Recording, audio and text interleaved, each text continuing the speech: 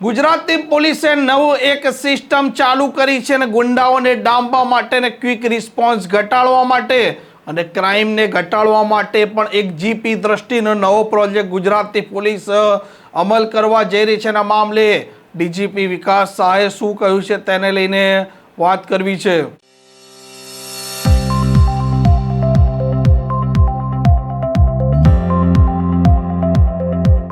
નમસ્કાર, આપ જોઈ રહ્યા છો હોટલાઇન ન્યૂઝ. જ્યારે કોઈ પણ વ્યક્તિને પોલીસની જરૂરિયાત પડે છે તે સમયે તે 100 નંબર પર ફોન કરે છે અને જે તે થાણામાંથી PCR વાન જે જરૂરિયાતવાળો વ્યક્તિ છે તેના સ્થળ સુધી પહોંચતી હોય છે, પરંતુ કેટલાક કિસ્સામાં આ PCR વાન સમય સુધી નથી પહોંચતી અને અસામાજિક તત્વો, આતંક મચાવનારા તત્વો ત્યાંથી રફુ ચક્કર થઈ જતા હોય છે. પરંતુ ગુજરાતની પોલીસે વધુ એક નવું કદમ ઉઠાવ્યું છે અને જીપી દ્રષ્ટિ નામનો ડ્રોન પ્રોજેક્ટ પણ ચાલુ કર્યો છે, જેમાં કોઈ પણ વ્યક્તિ PCR વાનની મદદ માંગશે તે જ સમયે ડ્રોન બેઝ સ્ટેશનમાંથી આ ડ્રોન પણ જે જગ્યા છે ત્યાં પહોંચશે, ત્યાંનો ફૂટેજ મેળવશે અને જવાબદાર થાણા અધિકારી અને જવાબદાર વ્યક્તિઓ જે પોલીસ સ્ટેશનના જ હશે તેમને પહોંચાડશે અને જરૂરિયાત મુજબની પોલીસ ફોર્સ પણ પહોંચાડશે.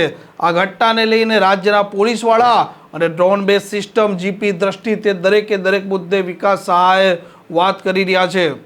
ગુજરાત રાજ્યમાં કોઈપણ જગ્યાએ કોઈ ઘટના બને તો એ પછી પોલીસની રિસ્પોન્સ ટાઈમ કેવી છે અને રિસ્પોન્સ કેવી છે એ ખૂબ મહત્ત્વપૂર્ણ બાબત છે. પોલીસનો રિસ્પોન્સ ટાઈમ એ ત્વરિત થાય એના માટે વ્યવસ્થાઓ ગોઠવવામાં આવી છે અને PCR વેન્સ આજે ઉપલબ્ધ છે. પરંતુ PCR વેન્સ જે છે એમને પણ ઘટના સ્થળ પહોંચતા એમને થોડુંક સમય લાગે છે. આ રિસ્પોન્સ ટાઈમ ગુજરાત પોલીસની ઓછી કરવા માટે અને રિસ્પોન્સ જે છે એ બધું અસરકારક અને ઇફેક્ટિવ થાય એના માટે હવે ગુજરાત પોલીસ તરફથી ડ્રોનનો ઉપયોગ એક કરવામાં આવી રહી છે. એક આપણે પ્રોજેક્ટ ચાલુ કરવામાં આપણે વિચારીએ છીએ. એ પ્રોજેક્ટનું નામ છે જીપી દ્રષ્ટિ, એટલે Gujarat police drone response and aerial surveillance tactical intervention. સ્કીમની મહત્ત્વપૂર્ણ બાબત એ રહેશે કે કોઈપણ વ્યક્તિ 100 નંબર ઉપર ક્યારે પણ ફોન કરે કોઈ પણ ઘટનાને ઇન્ફોર્મ કરવા માટે, એટલે 100 નંબર આજે જે PCR વેનને ઇન્ફોર્મ કરે છે એ જ રીતે એ ડ્રોન બેઝ સ્ટેશનને પણ ઇન્ફોર્મ કરશે આ ઘટના બાબતમાં. એટલે PCR વેન પણ રવાના થાય અને ડ્રોન પણ રવાના થાય. આપણે છેલ્લા 10 દિવસથી અમદાવાદ શહેર અને સુરત શહેરના અમુક વિસ્તારોમાં આ ડ્રોન કઈ રીતે ત્યાં ઘટના સ્થળે પહોંચે છે એ અંગેની પાયલટ પ્રોજેક્ટ પણ કરવામાં આવી હતી. અને પાયલટ પ્રોજેક્ટ દરમિયાન આપણે જોયું હતું કે મોટા ભાગે PCR વેન્સને પહોંચતા જેટલી વાર લાગે, જેટલો સમય લાગે એનાથી 50% જેવા સમયમાં ડ્રોન ત્યાં પહોંચી જાય છે અને અમુક કિસ્સાઓમાં તો ડ્રોન ત્યાં 2-2.5 મિનિટમાં જ પહોંચી જાય છે. એટલે ડ્રોન ત્યાં પહોંચ્યા પછી એમની જે ફૂટેજ છે એ ફૂટેજ ડ્રોન બેઝ સ્ટેશનમાં જે અધિકારી ઉપલબ્ધ હાજર છે એમને દેખાય છે. એટલે એ ફૂટેજ ઉપરથી PCR વેનને અથવા સ્થાનિક પોલીસ સ્ટેશનના જે SHO છે એમને પણ જાણ કરી શકે છે ખરેખર ઘટના કયા પ્રકારનું છે, કેટલા માણસો ત્યાં ભેગા થયા છે, કેટલી ગંભીર ઘટના છે, કેટલા માણસો પોલીસ માણસોને જરૂર પડશે. એ તુરત જ એ નિર્ણય પણ આ ડ્રોનના ફૂટેજ ઉપરથી પણ લેવાય, જેના કારણે SHO તરફથી અસરકારક કામગીરી સમયસર થઈ જાય એના માટે એક વ્યવસ્થા આપણે ગોઠવીએ છીએ.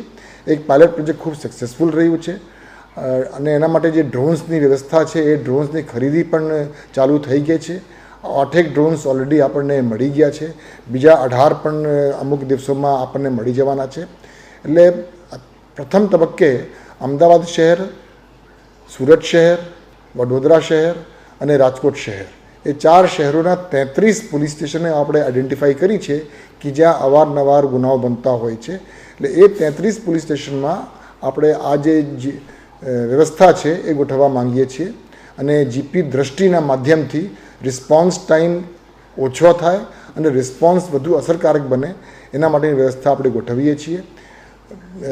ગુજરાત પોલીસ એકેડમી કરાઈમાં આ બાબતની એક તાલીમની આયોજન પણ કરવામાં આવી છે અને જે લોકોએ ડ્રોનનો ઉપયોગ કરવાના છે એ તાલીમબદ્ધ રહે એ ખૂબ જરૂરી છે. એટલે 6 દિવસની એ તાલીમની આયોજન પણ કરવામાં આવી છે અને એ તાલીમ પૂર્ણ થયા પછી આપણે પ્રથમ તબક્કે 8 પોલીસ સ્ટેશન અમદાવાદ શહેરમાં આ કરવા માંગીએ છીએ અને એ પછી આપણે સુરત, રાજકોટ અને વડોદરામાં પણ કરવા માંગીએ છીએ.